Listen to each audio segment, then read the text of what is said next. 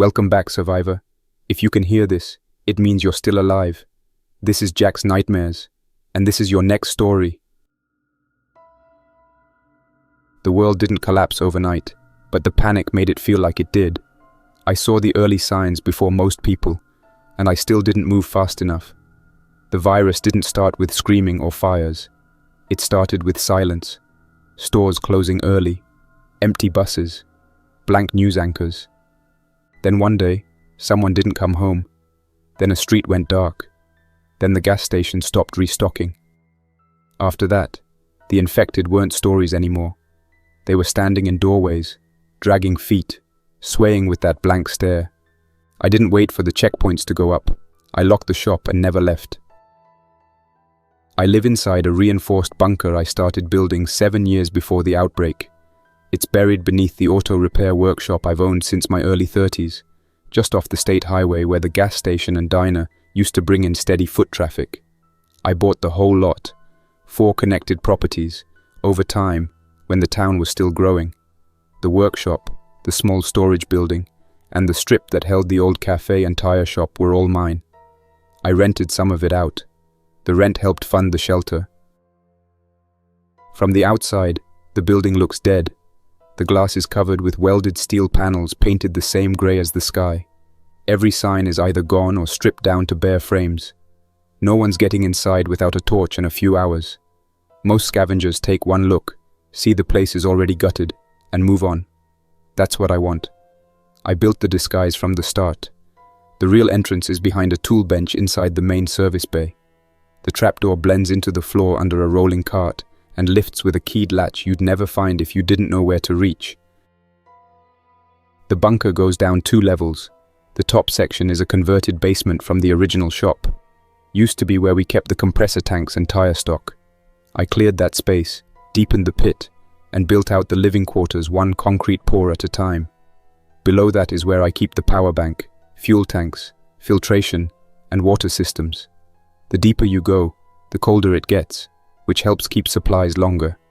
I wired in LED lights that draw next to nothing, and the whole place runs off a solar array mounted behind a fake HVAC curb on the roof. You'd never know it's there unless you were eye level with the signage frame above the diner. There's also a muffled diesel generator that runs under a timed cycle when the batteries drop too low. Power isn't the real problem anymore. It's people. It's the infected. And sometimes it's the quiet. The infected still wander through the town in small numbers. Most are the slow kind, drawn by sound, movement, smell. Sometimes they get stuck in collapsed storefronts or fall into drainage pits and rot there for weeks. You can smell them before you hear them. Other times they come through in small packs, like something pushes them from the outskirts in. I've learned how to tell by the way the air feels. When it's dead still, and there are no crows, I stay underground for the whole day. They pass eventually, always do. I'm not the only one left, but I live like I am. I've heard other survivors, usually from far off. Fires lit on hills, painted symbols on rusted cars. Once in a while I pick up scattered radio traffic. I don't answer. I don't broadcast. I don't give my location. I've spent too many years keeping this place intact to lose it because someone else didn't prepare. Out there, trusting strangers is dangerous. It's morning now, maybe around 9 or 10. I don't check the time by a clock anymore. I check it by light. The sun hit the southern window at a shallower angle than yesterday, which tells me we're shifting into winter again. Solar intake is decent, so I've got enough charge to run the upper fans, the water purifier, and the dehumidifier in the tool room. I climb up to the roof using the internal access ladder. It's a narrow vertical shaft, walled in steel and sealed at both ends. The top opens behind the signage visor with a lift hatch that looks like a sealed duct. From the ground, it blends in with the rooftop vents. I unlock the bolts and slowly lift the hatch just enough to slide out and crouch against the inner lip. The air outside is dry. The sky's thin, barely any clouds, but the wind's carrying grit again. I keep my head low and move along the backside of the roof to the solar panels. They're coated in dust. Again. I checked the battery controller yesterday and saw a drop of nearly 20% from normal. The sun is strong, but the layer of sand on the glass reduces output. I take out a soft brush and a spray bottle of deionized water. I work slow, one panel at a time, keeping my body below the parapet wall. There's no one out there now, but I treat every trip above ground like someone's watching. That's how you stay alive after this long. Once the panels are clean, I inspect the junction box and control unit. The cooling vent is clear, and the cabling still tight. Voltage output climbed by nearly 4 volts during the cleaning. Worth the trip. I take a final look across the rooftops. No fresh boot prints in the dust. No drag marks. No sign of movement between the old cafe and the diner. The rusted sedan parked near the pumps hasn't moved in years. I stay crouched until I've double-checked every possible line of approach. Then I slide back down, reseal the hatch, and reset the bolts from inside. Back in the workshop, it's quiet. The service bays are empty, tools are in place, and the main shutter doors remain welded shut. A fake lock dangles from the front entrance, giving the illusion of disrepair. I step over the faded paint lines on the floor and make my way to the trapdoor beneath the rolling tool cabinet. Once inside, I pull it shut behind me and engage the internal bolt. I descend the concrete stairs slowly. The light hum of the inverter tells me the system's still charging properly. That's a sound I never want to stop hearing.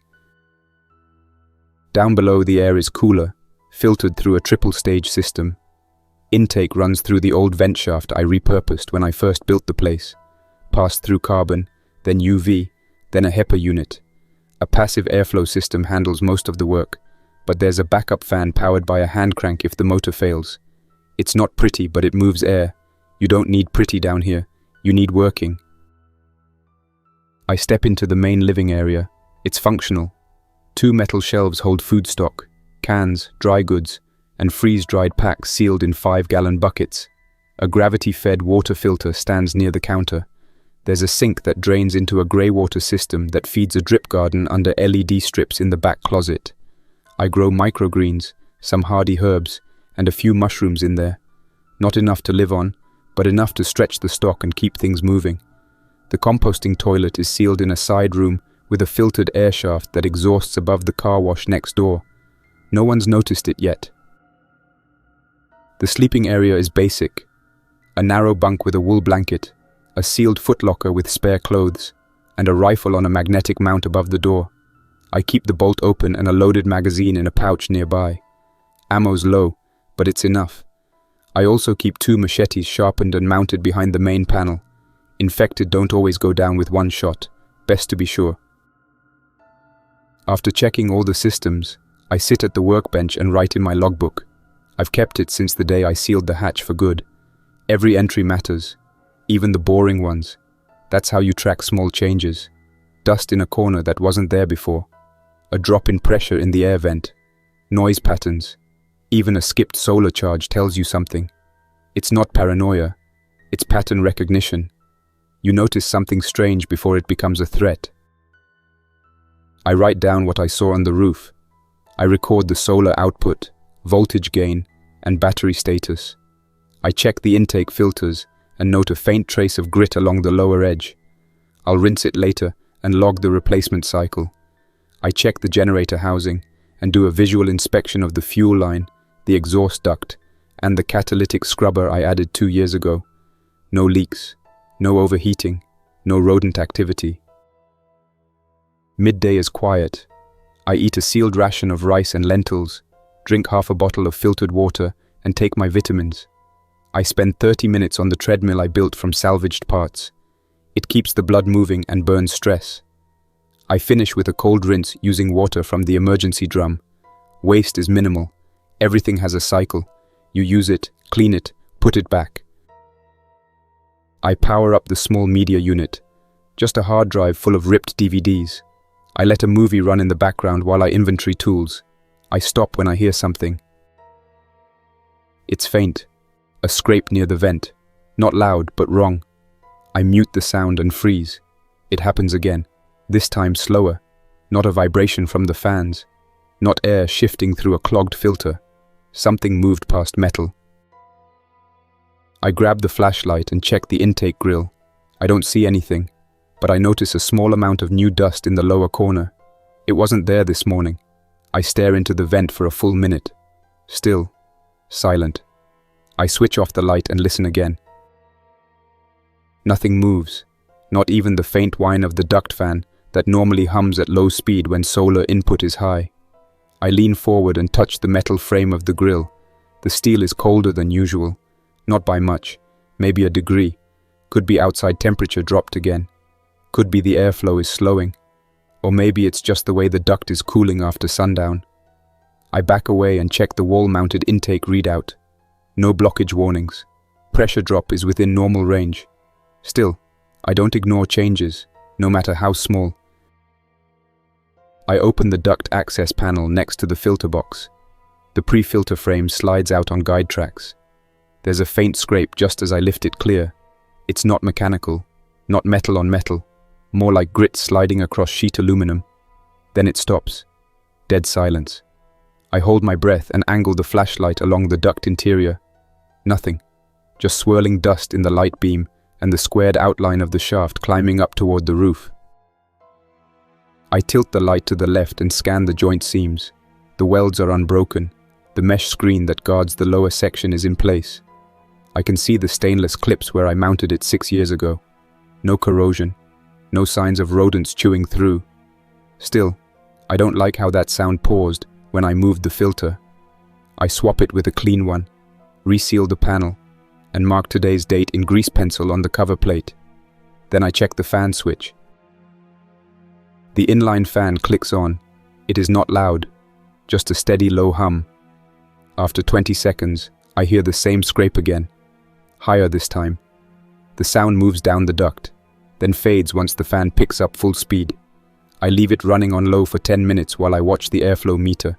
Slight increase, but not enough to explain the earlier stillness. I switch off the fan. No immediate noise. I wait another minute. Nothing. Could have been a small piece of insulation shifting, or a bird or squirrel falling into the upper shaft and climbing out again. But birds don't move this quiet, and rodents usually leave signs, scratches, droppings, smells. I don't smell anything new. Still, it doesn't feel right. I take a piece of chalk from the shelf and mark each screw head around the intake grill. Tiny lines drawn from the metal face to the screw tops. If something unscrews that panel, even a fraction, I'll see the shift. Then I wipe the floor beneath the vent clean and blow off the remaining dust with a handheld air pump. Once the surface is bare, I scatter a fine layer of powdered charcoal from an old fire extinguisher cartridge. It's grey, almost invisible, perfect for tracking prints. Next, I rig a trip thread, same method I've used for years. Fishing line drawn taut across the mouth of the vent, tied to 2 screw anchors I mounted a year ago when I tested a duct diverter system. I clip a matchstick at the midpoint of the line and press a dot of wax on the frame beside it. If the thread breaks, the match falls. Wax smears. I'll see it the next morning. I check the rest of the intake system for breaches. No air leaks, no tools missing. The inspection camera is fully charged in the cabinet. I decide not to run it tonight. I'll wait to see if the thread trips first. If it does, I'll snake the camera up the shaft and look for any physical intrusion. If not, maybe it really was just loose dust caught in the pressure shift. After setting the traps, I check the forecourt. The camera system cycles through the 4 exterior feeds. The roof is clear. Solar panels still show no signs of tampering. The visor shadow cast across the diner's rooftop is steady. No interruption. The gas pumps haven't moved, and the rusted sedan out by the old coffee shack hasn't shifted. No boot tracks. No signs of people. I let the cameras run while I check the battery bank. Charge is at 81%. Output from the panels is dropping with the sun, but the usage curve is within range. Inverter is stable. I don't need to run the generator tonight. The diesel tank is still over 2/3 full, but I ration fuel like it's sacred. I only start the backup system when I have to. Noise is always a risk. Dinner is plain. Rehydrated lentils and grain with olive oil and preserved garlic. I eat it without heating it. Save power. Save air turnover. Less smell leaking into the ductwork. I seal the bowl, wipe it clean, and drop it into the grey water drum for tomorrow's filtration cycle. The routine keeps me grounded. It also stops me from thinking too long about what might be on the other side of the walls. After I finish with chores, I shut down the main workbench lights and walk the perimeter of the bunker. I check the hatch bolts, inspect the emergency tunnel gate, and scan the vent shaft one more time. Still quiet. The fan is off now. Airflow is passive. The room is colder than usual, but not dangerously so. Just means the outside air dropped a few degrees more than normal tonight. The concrete keeps temperature stable, but even that shifts eventually. I sit by the side shelf and take out the radio. I turn it on and scan across the frequencies. I hear nothing but background static and one faint click on a long-wave channel. Might be feedback. Might be equipment shorting somewhere out in the open. Could be a repeater still active. Either way, no voices, no calls for help, no broadcasts. Same as the last few months. I shut it off and mark the silence in the logbook. I don't dwell on it. There's nothing out there I need to hear tonight, and there's no one I need to talk to. I lie down for the night. I don't go out without weapons, even inside my own walls. The machete stays within reach, and the rifle is still on its magnetic mount, chamber clear but loaded magazine seated. I trust the metal more than I trust my ears. Before I switch off the final light, I reset the PIR motion buzzer. It's not connected to anything automated, just a small tone generator in the far corner. If something moves upstairs, it makes one chirp. That's all I need. The light goes out. I close my eyes. Sometime in the middle of the night I wake up. Not from a dream, from a sound. It's the buzzer. One tap, sharp, then silence. I don't move right away. I wait and listen. The bunker is dead still. No fans running, no pumps. Just air moving gently through the passive system. The sound came from the workshop floor, above me. I sit up slowly and grab the flashlight. No other alerts. No motion on the lower level. I slide on boots and step toward the stairs. I climb up one step at a time, keeping pressure light so the bolts don't creak. At the top, I press my ear to the floor hatch. Nothing. I wait. 30 seconds. Still nothing. I ease the bolts back one by one and crack the hatch just enough to check the shop. No movement. The light from a small self-contained solar night marker casts a faint, very dim glow over the main bench without leaking outside. Nothing out of place. I open it fully and step onto the floor. I check the motion sensor. No light triggered. The system reset itself after the single chirp. Could be a false reading. Could be the wind disturbing the suspended dust near the beam path. Could be something bigger. I walk the perimeter. No signs of forced entry.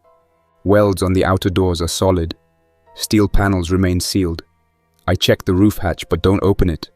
Just the bolt, still tight, still locked from inside. Then I return to the intake. The chalk marks are mostly intact, except one. Upper right screw head, rotated slightly. Not much. Maybe a quarter turn clockwise, enough to smear the line. I stare at it for a while. The thread trip is still in place. The matchstick hasn't fallen. The wax is untouched. The charcoal powder under the vent is smooth. No smudges. No prints. But that screw moved. I kneel down and take a close-up photo with the old inspection camera. I compare it to yesterday's. It's not my imagination. The screw rotated. Not loose. Not stripped. Just disturbed. I reseat the chalk line. I do not touch the screw. I want to see if it moves again. I tighten the thread slightly and mark a second reference on the frame. This time in red. If anything shifts, I'll know exactly how much. That's the last thing I do before heading to sleep. I keep the log open on the workbench in case I wake to another change. The room stays still for the rest of the night. No new sounds. No sensor alerts. The ventilation holds steady. The solar charge begins again sometime after sunrise. The soft hum of the system controller is the first sound I hear when I open my eyes. I sit up slowly and stretch both legs before standing. I slept in my boots, not because I was expecting trouble, but because it made things simpler. I pull my jacket on and glance at the intake. The chalk marks haven't changed. The matchstick is still attached. The wax dot is clean, no movement. But I don't believe things are back to normal. It's just quiet again. The kind of quiet that usually comes before you realize something already happened. It's been over 2 months since my last run into town. I've stretched my supplies well, but I'm low on some essentials. I need more salt. I'm down to the last tin of ground coffee. My oil reserve is still decent, but I'd rather replace it before I burn through the last jug. I've got enough food for the month, but flavor matters. Keeping routines alive matters more. I decide to go. I make the list short. Coffee filters, cooking oil, salt, maybe a few books if the thrift store still has anything I haven't picked clean. I strip out of my indoor layer and change into my travel gear. Dark wool shirt, canvas outer jacket, knee pads, worn tactical pants, reinforced boots. I belt the machete and sling the rifle. It's chambered and safety on.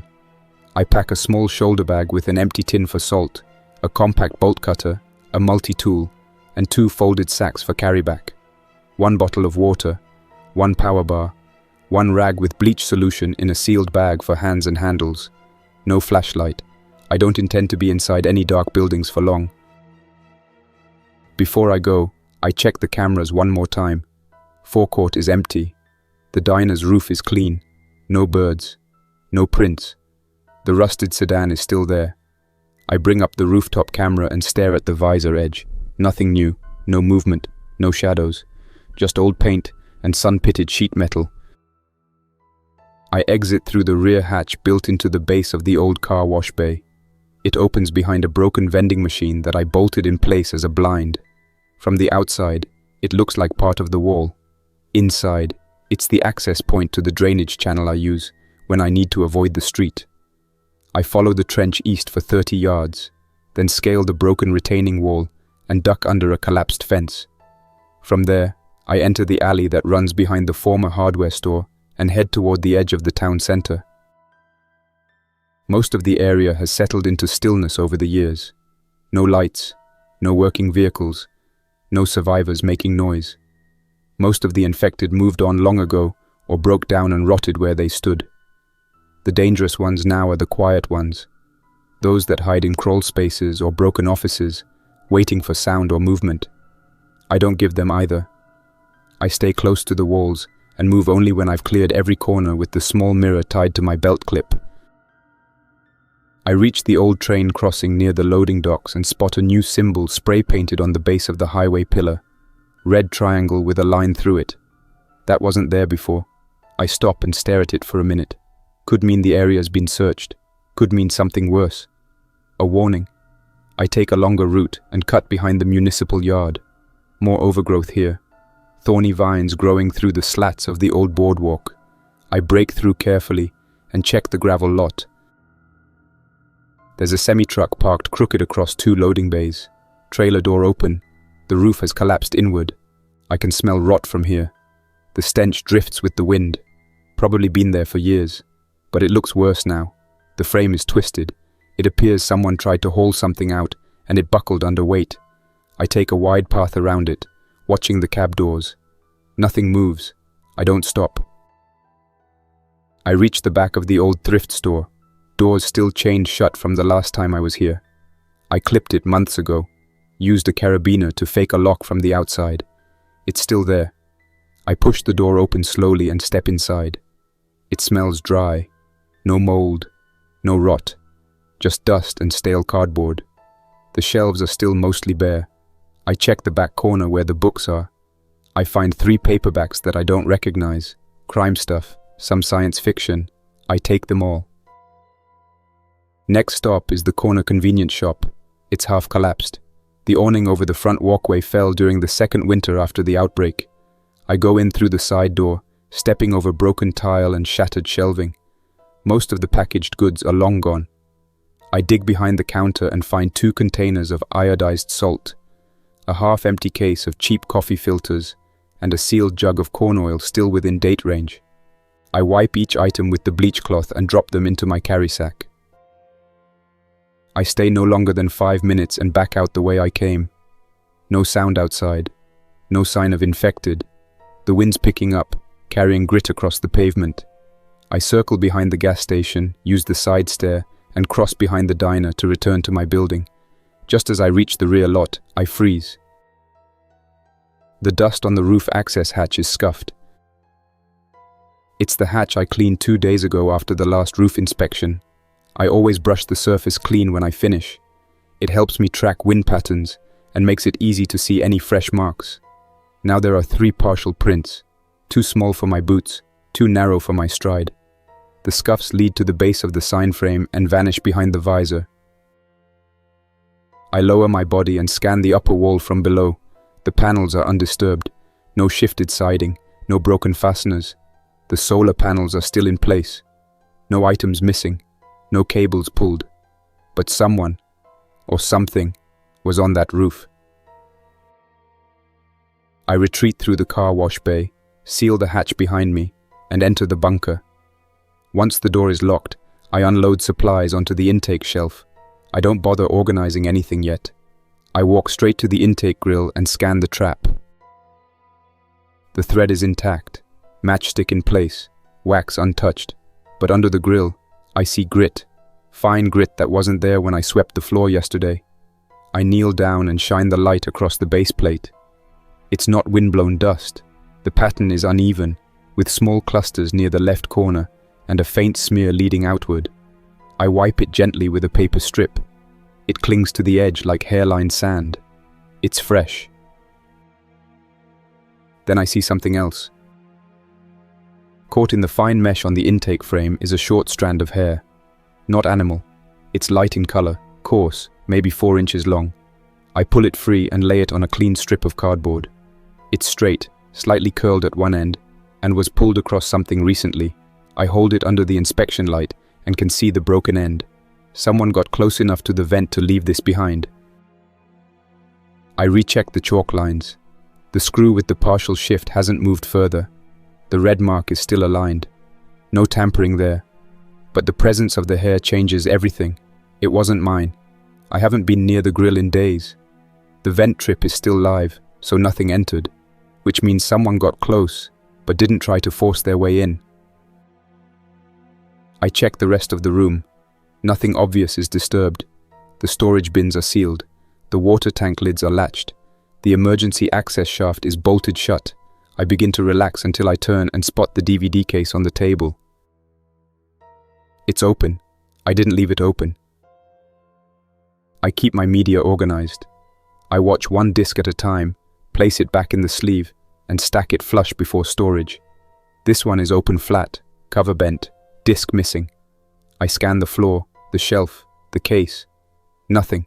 The disc is gone. I sweep the room again. I find it 10 minutes later, tucked against the wall beneath the intake grill, standing upright. Placed upright and balanced on the edge of the baseboard, clearly positioned to be seen. No scratches, no smudges, just repositioned. I don't touch it right away. I sit on the bench and stare at it. I try to figure out the logic behind the placement. If it had fallen, it wouldn't have landed like that. If air pressure had knocked it loose, it would have slid, maybe bounced, but this was deliberate. I check the cameras. No sign of movement inside the shop. No changes to the perimeter. The roof camera is still functional, but the sun glare makes it hard to see detail near the hatch lip. I scrub through the footage. There's a jump 6 hours ago. One frame skipped. Nothing clear. I pick up the disc, wipe it clean, reseal the case, and place it in a locked drawer. Then I sit with the controller in hand, ready to boot up the game system, but I can't focus. Every part of me is still listening. The hum of the inverter, the soft purr of the battery monitor fan, the occasional creak from somewhere deep in the wall as the temperature shifts. It's all familiar, but now I can't tell what's familiar because it's safe, and what's familiar because I've stopped questioning it. The line between routine and intrusion blurred the moment I found that hair in the grill. I leave the console powered down. I step away from the bench and begin taking inventory of the camera system again, mostly just to give my hands something to do. Each external feed shows the same dead world. Empty street, still diner, the gas station covered in rust and weeds. I switch to the rooftop camera. Still nothing on the visor lip. I check it 3 times and still can't make out any sign of recent disturbance. But that doesn't mean it didn't happen. Wind erases prints, especially when it rolls dry grit across metal for days. I go back to the intake grill and crouch. The chalk marks are holding. No new shifts. The wax strip is still clean. The charcoal powder under the duct is undisturbed. But if someone placed that disc under the wall intentionally, they didn't crawl through this intake. They got close enough to plant something. I open the cabinet and take out the borescope. It's an old flexible neck model I found during my second-year salvage runs, powered by lithium cells and still reliable. I've kept it charged for tasks like this. I attach a small angled mirror near the lens and wrap the connection with electrical tape. Then I strip a length of foam insulation and tape it around the cable where it enters the duct to prevent noise or accidental scraping.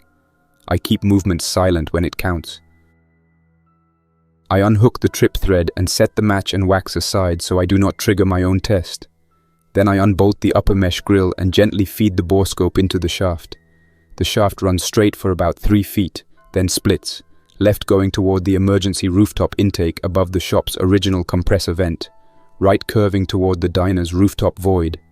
I guide the scope down the right-hand branch. The screen flickers in grayscale. Dust clings to the upper corners of the ducting. There's no active airflow, so the particles just hang in suspension. The mirror gives me a partial side view. I advance slowly. A few feet in, I see it. A dark smear running down one side of the duct wall. Not a clean smudge. A dragged handprint along the surface. It's too long for a rodent, too high for a feral animal. It was made by something human, or close enough to pass for it. I pivot the scope farther in and pick up more markings. There's a horizontal stretch with a layer of settled dust. Along it are clear depressions, footprints, left heel to right toe, space just wide enough for a crouched person to move. Not shoes, bare. Each toe leaves a rounded divot. Someone used this shaft. Not recently, but recently enough to leave impressions that haven't been swept by air currents yet. I keep going. The borescope cable gets tighter the deeper I feed it. Just before I lose slack, the mirror picks up a corner seam. Wedged into the joint is a folded piece of paper. I freeze and stare. The duct seam shouldn't be wide enough to hold anything unless it was pushed in carefully. I slowly retract the borescope and swap it out for a hooked retrieval tool. Just a length of wire with a blunted end. I feed it in, twist gently, and catch the edge of the paper. It slides free. I place it on the bench. It's yellowed but not water damaged, folded twice. When I open it, I stop breathing for a second. It's a drawing. Crayon or pencil, hard to tell. Child's hand. On the left is a square building, big, with a thick line for a roof. On the right is a smaller box, connected to the first by a squiggly shape that looks like a tunnel or pipe. Inside the smaller box is a stick figure with arms and a line for a face. There's no caption, just lines and shapes. But it's enough. Someone's mapping the building. Someone's watching. I don't keep the paper on the table. I fold it again and place it in a sealed container under the intake wall. I label the bag, Unidentified Activity, Case 1, and mark the time and date. I sit for a long time. Then I go back to work. First thing is blocking that shaft. I don't want anyone crawling back in through that branch again. I measure the duct diameter, 12 inches, and cut a mesh disc from my last sheet of galvanized steel. I attach 2 hose clamps and line the back edge with foam gasket to reduce vibration. I push it deep into the right-hand branch and tighten it in place. It's tight enough to hold, loose enough to remove if needed. Next, I fabricate 2 contact sensors using reed switches and small rare earth magnets. I mount one inside the intake vent, out of sight, wired to a silent light emitting diode indicator on the workbench panel. If that mesh shifts even a tiny bit, the circuit trips. No sound, just a flash on the panel so I know. After that, I move to the old service hatch in the car wash bay. It's the least used entry point in the whole building. I haven't touched it in over a year. It still works, but it's a weakness. I reseal it with an interior steel plate and 4 lag bolts into the frame, then weld a crossbar across the interior lip. If someone tries to force it now, they'll make noise, and I'll hear it. By the time I finish sealing the hatch, it's already late. I eat in silence. Just grain and jerky, no heating, no seasoning. I wash it down with half a bottle of treated water. I don't bother turning on the console or the projector. I leave the controller in the drawer. I need all my attention back on the intake. That night, the wind picks up hard. I hear the scrape of grit across the outer shop panels and the distant bang of something metal slamming into a fence or car. Maybe a piece of siding came loose. Maybe a sign fell. Doesn't matter. It's all out there, all distant. Then the motion buzzer chirps. Twice. It resets before I can get to the camera feed. I scan the workshop floor. Nothing. The camera flickers once, but holds. I check the exterior views. Still, no motion near the front lot. The diner remains unchanged. No silhouettes near the rooftop hatch. I cycle through again, all clear. Still, I don't let it go. I sit up for the next hour and watch the sensor logs. No further activity. The fan cycles once. Temperature in the room drops 2 degrees. The battery voltage dips to 74% and begins to climb as solar kicks in from the far horizon. I leave the lights off and listen.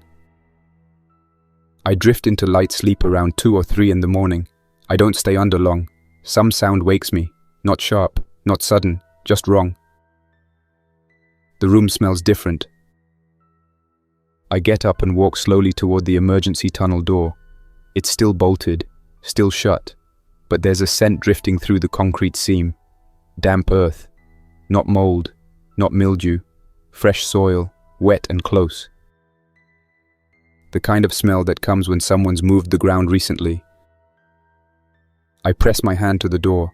It's cold, no vibrations, no scratching, but the air around it is still, too still. I grab the CO meter and check for gas leak. Nothing. Then I check the vent shaft above the emergency tunnel. No obstructions, but the draft is weak, not gone, just slowed. I run the fans at low speed and see no change, which means something near the outer shaft is blocking the natural draft. Could be a physical obstruction, could be someone covered it. I don't open the emergency tunnel. Not yet. If someone's testing the access, I won't give them more information than they already have. Instead, I wedge a vibration sensor against the lower concrete lip and wire it to a simple trip alarm. If someone knocks, scrapes, or lifts from the outside, I'll know. I finish the connections and test it twice. It's sensitive. The slightest tremor hits the read switch. No light or siren. Just a faint mechanical pop on the passive sensor readout, visible only if you know where to look. That's all I need. I don't want sound. I want data. The next morning, the sky stays dark. I open the hatch behind the old HVAC shell on the roof and check the panels. They're coated in grime again. Overnight wind carried fine grit and settled it right across the southern array. Voltage is lower than normal, but still charging. I wipe them clean, eyes scanning the diner roof and visor edge with every pass. Still no movement, but I work faster than usual. I don't like how still the air feels. Back inside, the battery monitor shows a steady drop throughout the afternoon. Cloud cover holds, thick and layered. No sun breaks. I checked the weather notes from 2 weeks ago. No storm was predicted, but the weather shifted after the last cold front. I run the inverter at low load for now, pulling only for water filtration and vent cycling. All non-essential power is cut. No lights except for task lamps. No entertainment. No heating. The bunker dips to 55 degrees by nightfall. The second day starts the same, clouded, still. The solar array peaks at just over 20% efficiency. Voltage drops to under 50. That's the threshold. I don't want to run the generator, but I have no choice. I head down to the lower room and unlock the hush box. The diesel unit is intact. The intake vent is clean, fuel filters tight. Exhaust routing is still bolted to the muffler sleeve, and climbs up through the sealed duct hidden inside the old fake vent structure on the rooftop. The entire route is baffled to muffle sound. I inspect the catalytic converter junction. No cracks. I open the purge line to make sure nothing built up pressure. I prime the fuel pump and start the unit. It takes 3 seconds to turn over. A low rumble, barely audible outside the hush box. Inside the sealed bunker, it's louder than I'd like, but manageable. I watch the temperature gauge climb. Coolant levels are within range. Exhaust temp hits 190 degrees after 4 minutes and keeps climbing. That's higher than usual. I ease open the purge damper to increase airflow. As soon as I open the lever, I hear something move in the duct above. Then a cough. Not mechanical, human. It echoes faintly through the duct walls, bouncing off the steel. It's not close, but it's clear. A dry cough followed by shuffling, not the dragging of boots or shoes. The sound matches bare limbs sliding on metal. I freeze, hand still on the damper lever. Then the CO alarm chirps once. I check the screen. Levels are spiking. Exhaust pressure must be pushing unburned gas back through a joint. That shouldn't happen. Something's blocking the outlet. I kill the generator, hit the emergency shutoff, and throw the intake baffles open. Fans kick in, drawing stale air out fast. I sprint to the upper shaft and crank the manual ventilation handle to full. Then I drop to the emergency tunnel and pop the side hatch that leads to the old bicycle-driven fan. I start pedaling. It's hard work. 30 turns to reach minimal airflow, 40 to feel the shift. After 3 minutes of steady pedal, the CO levels begin to drop. The alarm resets. I stop. I walk back to the main room, grab the vent camera, and check the intake grill. As I aim the lens toward the left side of the intake, I hear a whisper. Stop the smoke. It's dry, faint, close. I don't move. The light from the battery lamp casts just enough illumination to show the dust near the vent. The thread is intact. The wax hasn't shifted, but the voice came through the duct. I step closer. I speak evenly, not loud. Who are you? No answer, just silence. Where are you? I say. Again, no answer. Then, same tone, same rasp. Stop the smoke.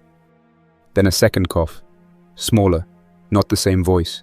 A younger sound, still human. I back away and sit on the edge of the bench. I don't ask more questions.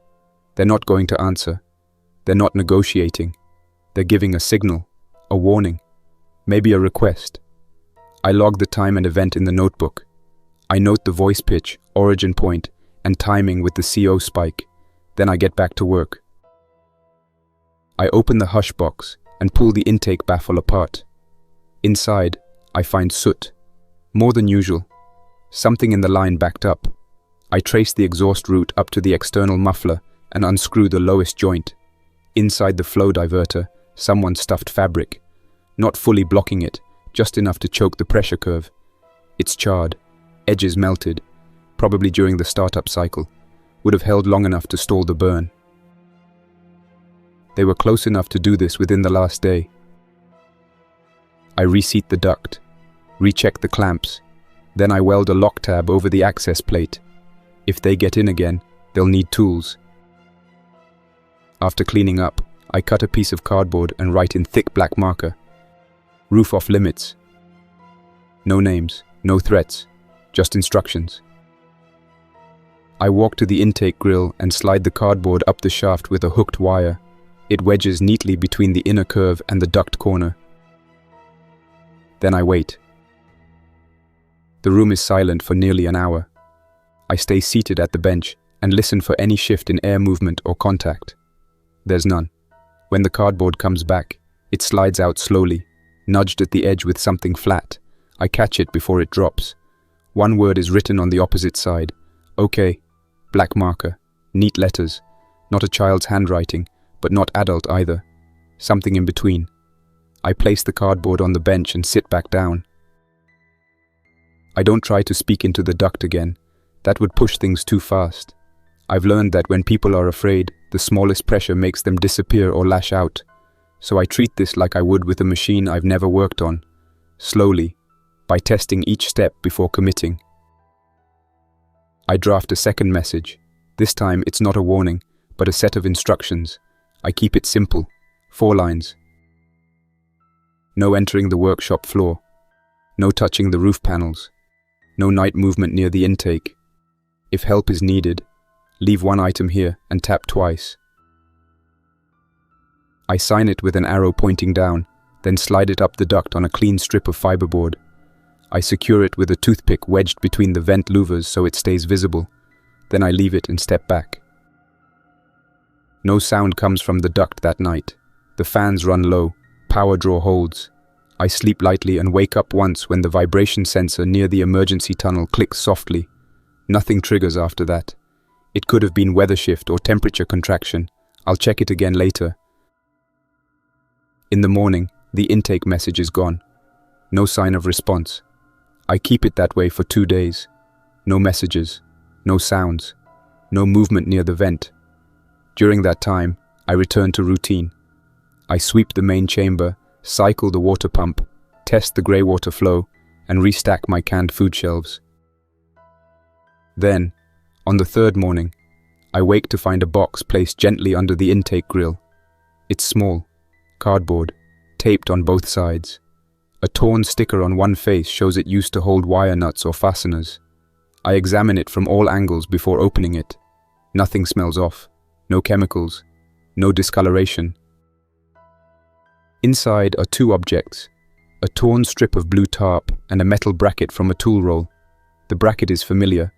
It matches the set I lost 3 years ago during a rooftop patch job after a windstorm. I assumed it was buried under debris. I look closer. The initials I scratched into the edge are still there. Emya. They had it. That's the first time I realized this might have been going on longer than I thought. I respond with a new message. This one is more practical. I write, "Do you need supplies? Water? First aid?" Leave an empty bottle and tap twice. I add a line underneath. "I won't speak. You don't have to either." I send it up the duct like before and step back. I make no noise for the rest of the day. I let the system run on low power. I don't run the generator. I don't use the workshop lights. I stay mostly in the lower rooms. That night, I find an empty plastic bottle resting below the vent and 2 quick taps on the duct just before I settle down. I pack the bottle with filtered water, wrap it in a clean rag, and place it under the grill. Next to it, I add a compact first aid kit, gauze, alcohol wipes, adhesive strips, a tube of burn ointment. Nothing narcotic, nothing injectable. I tape the cap and step away. The items are gone within an hour. No words, no new requests, just quiet. On the following day, I leave a paperback book in the same spot. A small one. Crime fiction. No dog ears. I figure if someone's hiding in walls and ducts, maybe they want something else to think about. The book is taken before nightfall.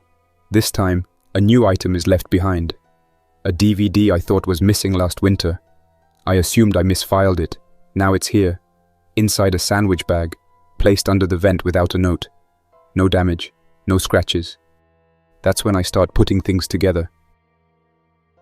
These people, whoever they are, have been near me longer than I realized. Long enough to know what I watch. Long enough to take something and return it without me noticing. And still, they haven't tried to harm me or take over the bunker. I don't respond right away. I let it settle. It's another 2 days before contact happens directly. It's around dusk. The fans are running low. I'm finishing filter maintenance in the back room when I hear 3 soft taps. Not from the intake vent, from the overhead access duct that runs along the old maintenance crawl space. I move slow. No lights, no sound. Then a voice. It's flat, controlled. "We saw the infected again." I don't answer. 4 of them, from the north lot. The voice is female, teenaged, not small, not panicked, like someone used to hiding and watching. "We won't cross the line," she says. "We didn't know you were here before." She doesn't ask questions. She doesn't offer a name. She doesn't explain how long they've been in the ducts. I write a short note on a slip of paper and slide it toward the vent gap. I underline one line, no roof access. I don't care where else you go, but stay off the panels. No voice answers, but I hear light movement overhead and something scrape gently against the aluminum duct before it fades. That night, I set a fresh water bottle and 2 protein bars under the intake grill. No one takes them until morning. The next day is quiet.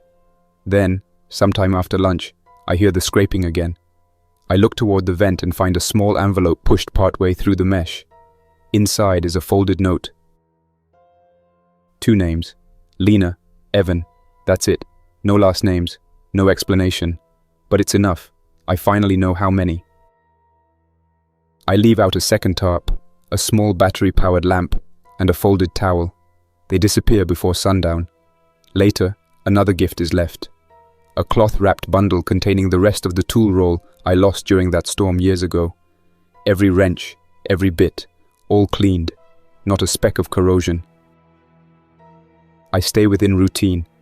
I keep them at a distance, but I adjust my perimeter rules. I log all items exchanged. I reinforce the roof duct and reseal the main panel above the generator vent. I do not lower my defenses, but I no longer consider them a direct threat. The real threat comes the next evening. It starts with a shift in pressure. The outer air stills. I feel it through the passive shaft, a vacuum effect, the kind that means something's moving outside in bulk. Then the motion alarm clicks, low volume but active. The forecourt camera feed shows movement. 4 infected drift across the lot, slow movers, tattered clothes, sun-scorched skin. One still wears half a uniform shirt, possibly from the rail depot. They don't sprint, they don't groan, they just walk, arms swaying with no coordination, drawn by something distant.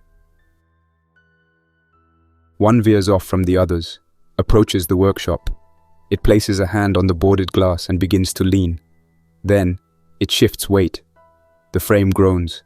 The wall creaks. I don't move. I shut down all powered systems. Lights off. Vent fans silent. No buzz. No heat signature. I watch through the static camera feed as the figure presses harder. Glass holds, but I can see the tension in the steel skin. It might fail. The infected finally loses balance and drops to its knees. It slumps there for 10 minutes before the others circle back. Then, with no warning, all 4 turn and shamble south. Something farther off caught their attention. A noise, a movement. Not mine. After they leave, I sit at the bench with the power still off. I remember the first week after the outbreak, when a family came to the shop gate. Father, mother, and a child. The father was injured. He had a bite. He knew it. He begged me to take the others. I refused. I had no vaccine, no way to prove immunity. I never opened the door. They stayed for half a day. Then they left. After the roof cleaning, I don't touch the panels for 2 days. I leave them alone. Let them stay spotless. The weather holds, battery charge climbs, and system stress eases. The tools I found, the brush, the hose, get hung in the utility closet without mention. No thank you note. No sign of exchange. I just continue routine, with 2 extra columns in the logbook now marked L and E. They don't talk again. Not directly. I hear occasional movement in the duct chases, always light, always brief. Never during generator cycles, never during night hours. It's clear they're adjusting too. Learning how to sync with the way I run things down here, I decide to make the next step on my terms. I set up a schedule. I write 3 blocks on the next sheet of fiberboard and place it under the vent. It lists 3 times each day: early morning, midday, early evening, when I'll cycle air, run the dehumidifier, or cook. I ask for quiet during those windows. In return, I write that I'll avoid generator runs at night and limit roof access to the western hatch unless storm cleanup is required. I also offer to maintain silence in the crawl ducts between midnight and 5 a.m. The next morning, The board is returned with check marks next to each line. That's enough of a green light for me to start mechanical changes. First priority is airflow. The shared intake duct has become a liability. It pulls sound and heat through the same shaft and gives them a line of sight on my filtration path. I leave it in place, but I cut in a secondary intake from the east wall, behind the old compressor room. I run insulated ducting through a sealed baffle and install a separate pre-filter and valve. It connects only to the main chamber, bypassing the ceiling crawl entirely. That allows me to run fans without shaking the entire vent system. Next, I modify the grille near the junction point. I install one-way inspection doors made from salvaged access plates. Hinged on one side, sealed with vibration-proof gaskets, they open silently with a press tool. Now I can check the shaft visually without removing mesh or disturbing their route. If they want privacy, they have it. If I want control, I still have that too. Then I fabricate a portable filter box for them. I build it from a 5-gallon storage bin, a cut-to-fit carbon sheet, and an inline 12-volt fan powered by a battery brick. It's not high output, but if I need to run the generator, they can plug it in and scrub their own air, on the far end of the chase. I pass it up through the grill and include a note, for use during generator cycle, clean filter every 3 days. They return a hand mirror 2 days later, not mine, but clean and framed in duct tape. On the glass, written in dry erase marker, is a message: we understand.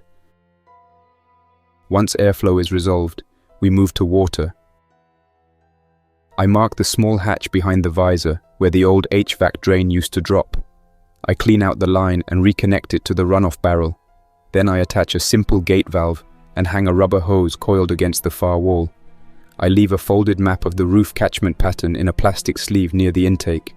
They take it. No words follow, but after the next rain, I hear the soft click of the valve turning and a splash below the metal frame. To simplify supply rotation, I install a barter board. It's a salvaged pegboard I mount near the intake with hooks and item tags. I use symbols instead of full labels. Jugs, pills, spools, masks. I clip an erasable slate next to it with 3 columns. Request, trade, confirmed. I write the first entry. 2 trash bags for 1 bar of soap. The items trade hands the next day. We repeat the process with other low-value but essential goods. Books trade for batteries, clean paper for pencils. I keep all trades documented. If they ever decide to disappear, I'll still have the ledger to prove what passed between us. But for now, it works. Security comes next. I don't open new routes. I don't expose new entries, but I walk them through an existing one, on a map. I slide the layout into the vent, the old car wash access hatch, the drainage trench, the rear alley. I mark points for traps. I ask for confirmation. They return the map with updates, routes I hadn't marked, hidden bolt holes, ceiling voids that still connect above the old break room.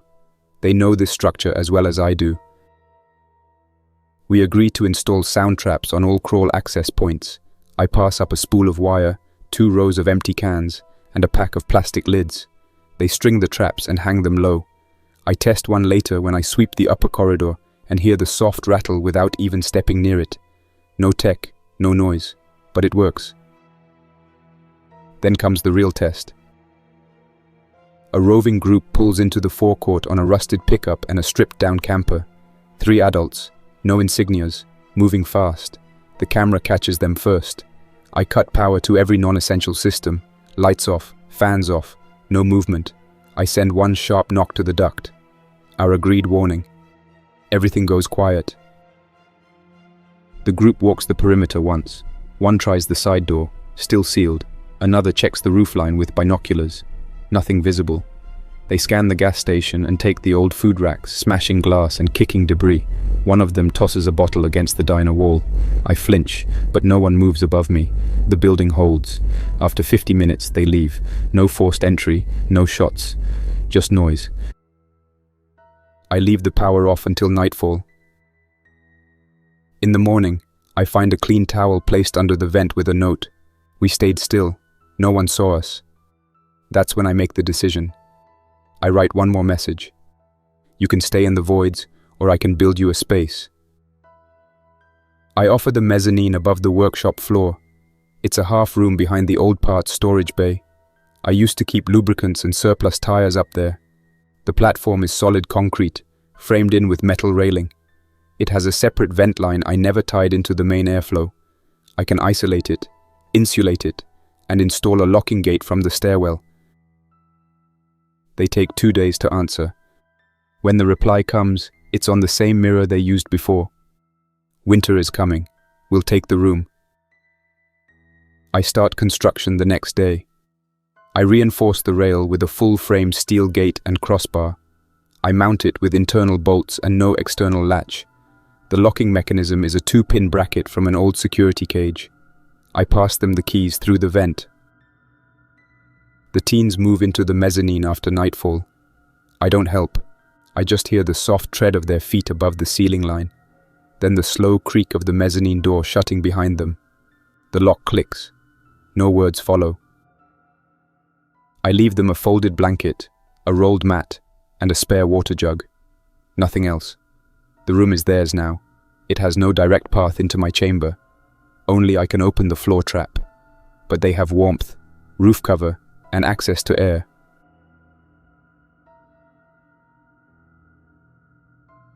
That's all for now, survivor. Thanks for listening. If you want to keep these stories alive, don't forget to like, subscribe, and share your thoughts.